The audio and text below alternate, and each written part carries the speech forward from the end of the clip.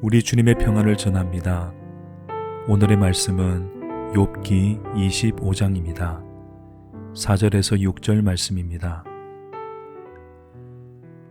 그런즉 하나님 앞에서 사람이 어찌 의롭다 하며 여자에게서 난 자가 어찌 깨끗하다 하랴. 보라, 그의 눈에는 달이라도 빛을 발하지 못하고 별도 빛나지 못하거든 하물며 구더기 같은 사람, 벌레 같은 인생이랴. 빌닷은 욥을 구더기 같은 사람, 벌레 같은 인생이라고 했습니다. 욥이 죄인이라는 점을 밝히기 위해 이렇게까지 표현했던 것입니다. 사실 우리가 하나님 앞에 서면 구더기 같다고 느끼는 것은 당연합니다. 내 죄의 실상을 깨닫게 되면 구더기보다 훨씬 더 못한 존재라는 사실을 알게 됩니다. 그런 차원에서 빌닷의 말은 틀리지 않았습니다. 하지만 빌닷이 놓치고 있는 점이 있습니다. 인간이 벌레보다 못한 죄인인 것은 분명하지만 그게 다가 아닙니다. 인간은 하나님의 형상으로 지음받은 존귀한 존재입니다. 하나님은 우리를 이처럼 사랑하사 독생자를 주셨습니다. 예수님은 천하보다 귀한 영혼을 위해 자신의 목숨을 바치기까지 하셨습니다. 따라서 인간을 정의할 때는 두 가지를 모두 언급해야 합니다.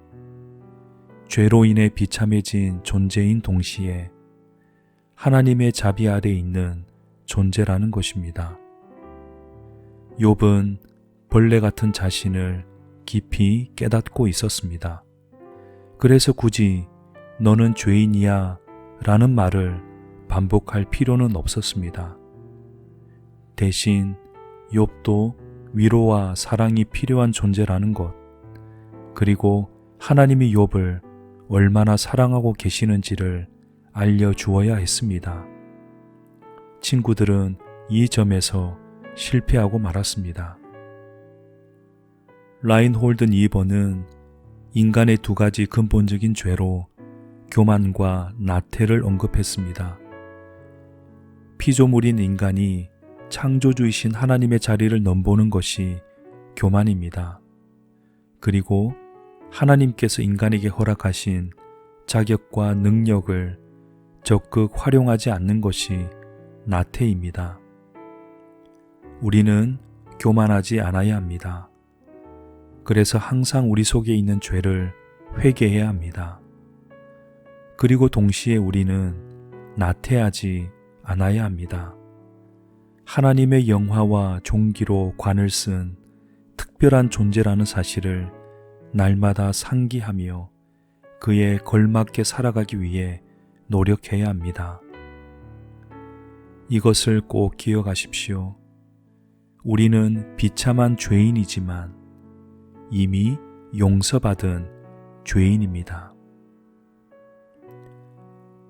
자비의 주님, 우리는 하나님의 사랑과 자비 덕분에 살아갑니다.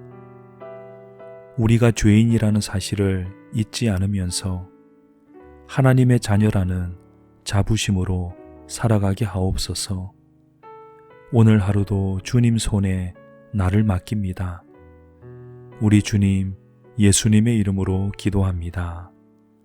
아멘.